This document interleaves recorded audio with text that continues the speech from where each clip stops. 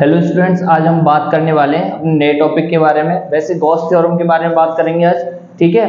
तो उससे पहले हम इलेक्ट्रिक फ्लक्स और एरियल वेक्टर के बारे में पढ़ लेते हैं, ठीक है। तो उसके बारे में पढ़ते हैं। देखो एरियल वेक्टर क्या है। एरियल वेक्टर कोई नई चीज नहीं है हमारी उसमें, ठीक है। एरियल वेक्टर क्या है, उसी एरिया से हमने एक रिलेटेड चीज बनाई है। क्या है, जब हम प्रोजेक्शन ऑफ एरिया की बात करते हैं उसे जो प्रोजेक्शन ऑफ एरिया की बात करते हैं जब, तो हम क्या मान लेते हैं उसे वेक्टर क्वांटिटी में हम उसे रिगार्डिंग करके चलते हैं, ठीक है। तो वैसे वेक्टर क्वांटिटी कुछ नहीं है, एरियल वेक्टर कुछ नहीं है ज्यादा। क्या है कि जो हम मान लो हमारे पास कोई गिवन एरिया है, ये वाला एरिया मान लो। अब क्या है कि एरियल वेक्टर क्या होगा, जो मैग्नीट्यूड होगा एरियल वेक्टर का वो तो उस गिवन एरिया के बराबर ही होगा, ठीक है। लेकिन उसकी जो डायरेक्शन होगी वो हमेशा उस गिवन एरिया के परपेंडिकुलर होगी। इसी को बोल देते हैं क्या हम, एरियल वेक्टर, ठीक है। मैंने यहाँ पर डेफिनेशन लिख दी है। वैसे देखो, area is a scalar quantity. Scalar quantity होती है, सभी को पता है। However projection of area can be regarded as a vector quantity. जब हम प्रोजेक्शन ऑफ एरिया की बात करते हैं तो उसको किसके रिगार्डिंग मानते हैं, एरियल वेक्टर के रिगार्डिंग मानते हैं, ठीक है।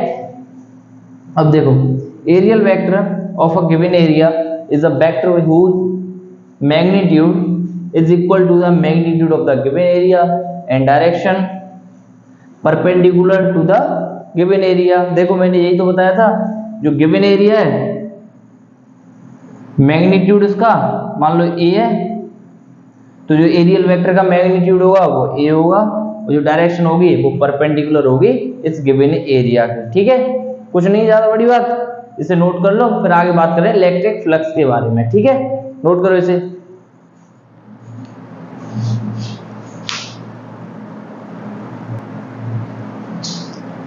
अब देखो इलेक्ट्रिक फ्लक्स के बारे में बात करते हैं। इलेक्ट्रिक फ्लक्स क्या है, ठीक है। इलेक्ट्रिक फ्लक्स कुछ नहीं है, जो मैंने एक गिवन एरिया आपको दे रखा है, उस गिवन एरिया से आपको total number of electric field lines जितनी गुजर जाएंगे उसी को क्या बोलेंगे, इलेक्ट्रिक फ्लक्स, ठीक है। कुछ ज्यादा बड़ी बात नहीं है। तो इलेक्ट्रिक फ्लक्स को, जो इलेक्ट्रिक फ्लक्स है उसे डिनोट करते हैं फाई से। किससे डिनोट करते हैं, फाई से। अगर मैं डेफिनेशन की बात करूं इसको, तो it can be defined as the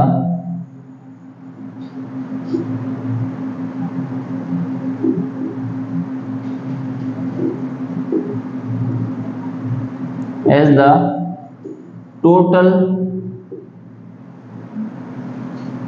number of electric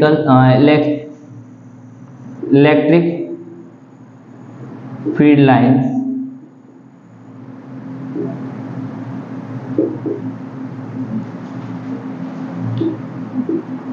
passing through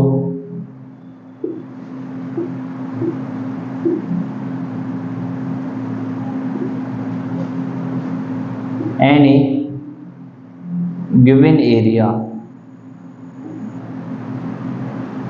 ठीक है।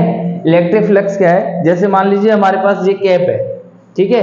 इस कैप का जो एरिया है, जो होल वाला पार्ट है, इससे मैं कितनी इलेक्ट्रिक फील्ड लाइंस पास कर रहा हूं, क्या है, कितनी इलेक्ट्रिक फील्ड लाइंस पास कर रहा हूं। जैसे मान लो मैंने कोई एरिया मान लिया ये वाला,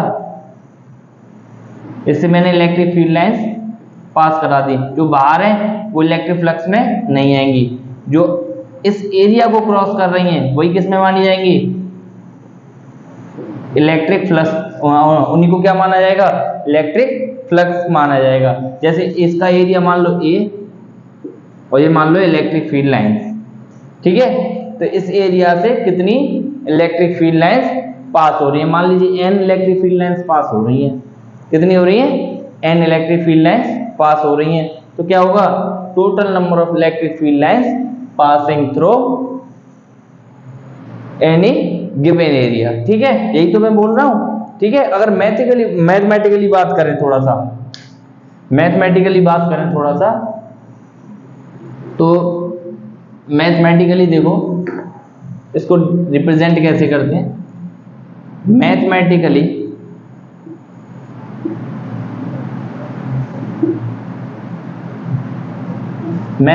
रिप्रेजेंट कैसे करेंगे, the dot product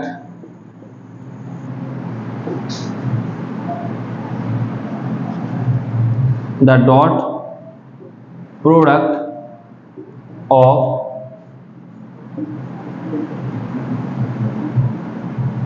electric field and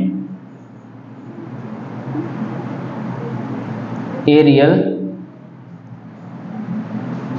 vector. ठीक है, मैथमेटिकली कैसे रिप्रेजेंट करेंगे इसे, तो हमें डॉट प्रोडक्ट कराना है किसका, इलेक्ट्रिक फील्ड और एरियल वेक्टर का। किससे रिप्रेजेंट करते हैं, फाई से। मान लीजिए थोड़ा सा कंसीडर कर लें, इलेक्ट्रिक फील्ड लाइंस ये जा रही, अब क्या जो एरियल वेक्टर, सॉरी जो एरियल वेक्टर है उसकी डायरेक्शन ये है। ठीक है, अब क्या है कि यहां से मैंने कोई इलेक्ट्रिक फील्ड लाइन पास करा ये ऐसे, और जो एरियल वेक्टर के बीच में जो एंगल बन रहा है वो हमने क्या कितना बनाया, थीटा। कितना बन रहा है हमारा, थीटा। अगर मैं वही बात करूं, phi equals to dot product E dot areal vector, इसका वेक्टर मान लो ए, एरियल वेक्टर कितना मान लिया ए। ठीक है, अब डॉट प्रोडक्ट मैंने आप 11th में आप लोगों ने पढ़ा होगा वेक्टर में कि जो cos थीटा इक्वल्स टू कितना होता है, cos थीटा इक्वल्स टू होता है A vector dot B vector upon A B. अच्छा, वेक्टर को क्या लिखूंगा, A vector B vector A B cos theta. तो डॉट प्रोडक्ट को क्या लिख दूंगा मैं, A vector dot B vector को क्या लिख दूंगा, E A cos theta. cos theta the angle between areal vector and electric field.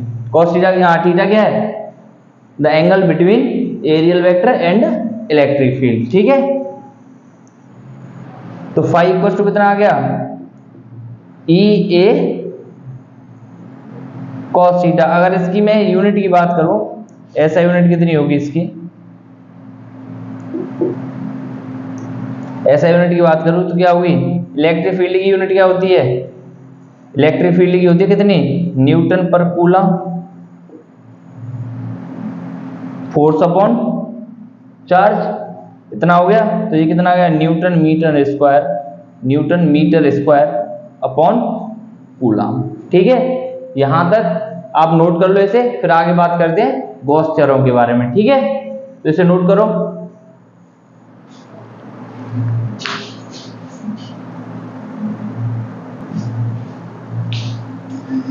देखो गॉस थ्योरम के बारे में बात करते हैं। देखो गॉस थ्योरम क्या है, अब ये गॉस ने दी है, गॉस थ्योरम की डेफिनेशन पढ़ते हैं पहले। देखो, according to Gauss theorem,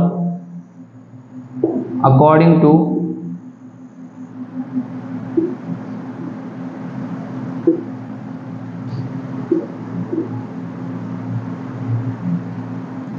Gauss theorem, the total flux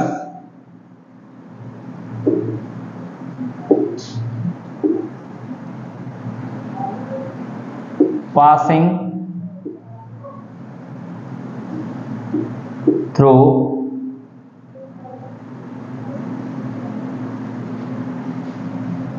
any closed surface या फिर कोई Gaussian surface,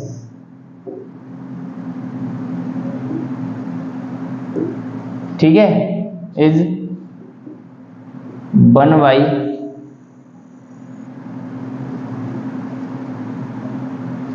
epsilon naught times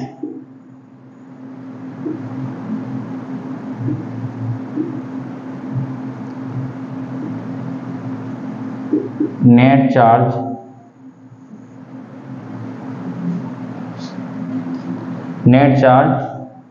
enclosed within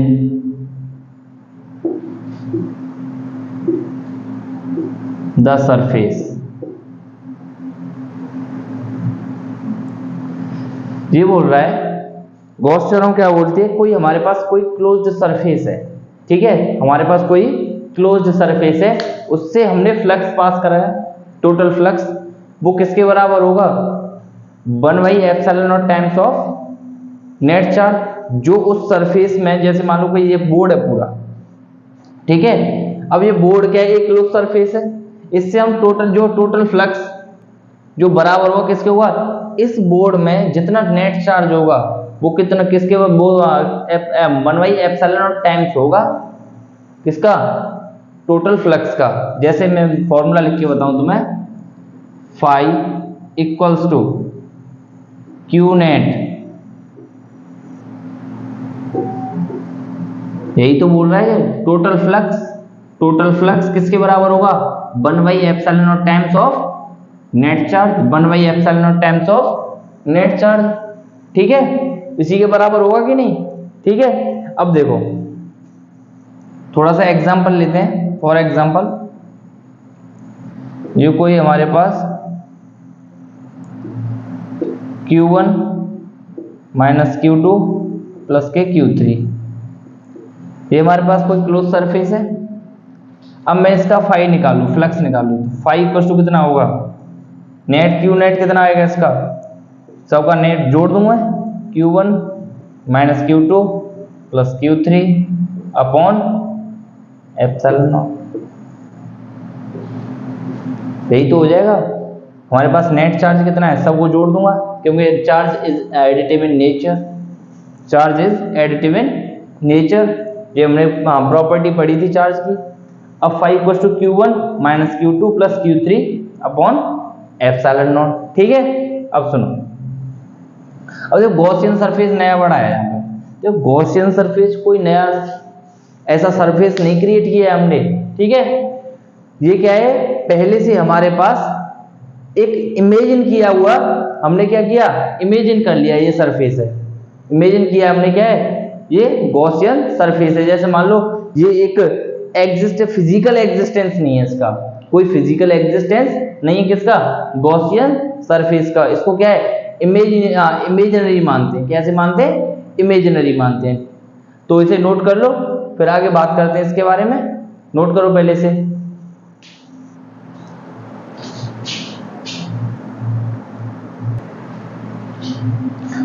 देखो गॉसियन उसके गॉस थ्योरम के कुछ पॉइंट्स हैं, ठीक है, कुछ इंपॉर्टेंट पॉइंट्स हैं, इनके बारे में पढ़ना है थोड़ा सा, कुछ ज़्यादा हार्ड नहीं है।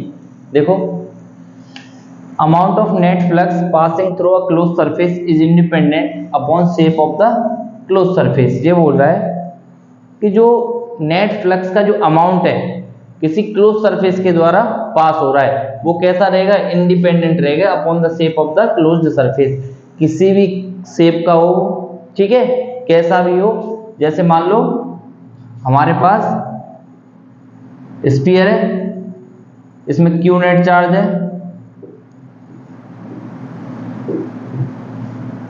क्यूब हो,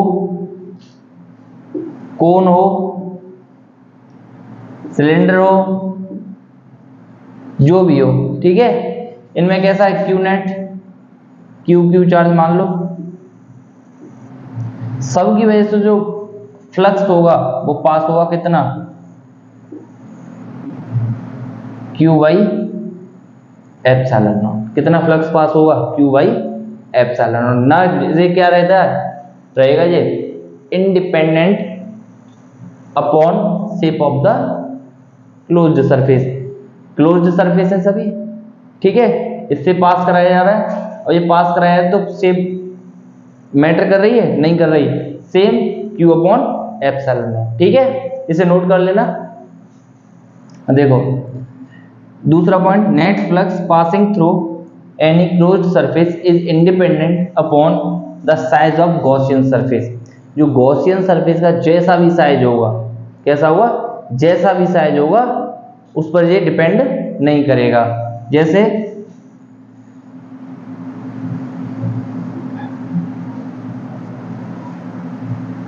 ठीक है, इसमें भी क्यू, इसमें भी क्यू, ठीक है, दोनों की वजह से जो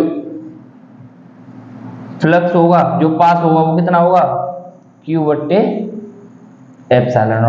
ये इंडिपेंडेंट रहता है किस पर, साइज कैसा है, गॉसियन सरफेस का।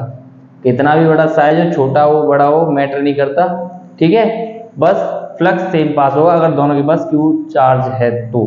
चार्ज सेम होना चाहिए, नहीं तो फ्लक्स के बारे में कैसे पता चलेगा? अगर मान लो Q1 यहाँ पर होता, Q2 होता, तो सेम फ्लक्स कैसे पास होता? दोनों के पास कैसा होना चाहिए? सेम चार्ज होना चाहिए, ठीक है। देखो, total flux passing through any closed surface is independent upon position of charge inside surface. ये बोल रहा है कि किसी भी क्लोज सरफेस में, गॉसियन सरफेस में, चार्ज की पोजीशन कहीं भी हो, चार्ज की पोजीशन कहीं भी हो, जैसे मान लो ये यहां पर चार्ज रखा हुआ है, एक ये इसके सेंटर पर रखा हुआ है, ठीक है, तो दोनों के वजह से जो फ्लक्स पास होगा वो कितना हुआ? Q by epsilon not. कितना हुआ? दोनों की वजह से Q बाई एप्सिलॉन नॉट। कौन कौन सी चीज नहीं, कौन कौन सी चीज पे इंडिपेंडेंट रहता है? एक तो shape of the close surface, कैसी भी शेप हो सेम फ्लक्स पास होगा। साइज ऑफ गॉसियन सरफेस न इस पे डिपेंड करता, और पोजीशन कैसी भी हो किसकी? चार्ज की, कहीं भी रखा हो क्लोज सरफेस में, उससे भी सेम फ्लक्स पास होता है, ठीक है। तो आगे बात करेंगे एप्लीकेशन ऑफ गॉस थ्योरम के बारे में, कुछ क्वेश्चंस भी करा देंगे अगर बीच में, तो आप इसे नोट कर लो। थैंक यू और जय हिंद, जय भारत।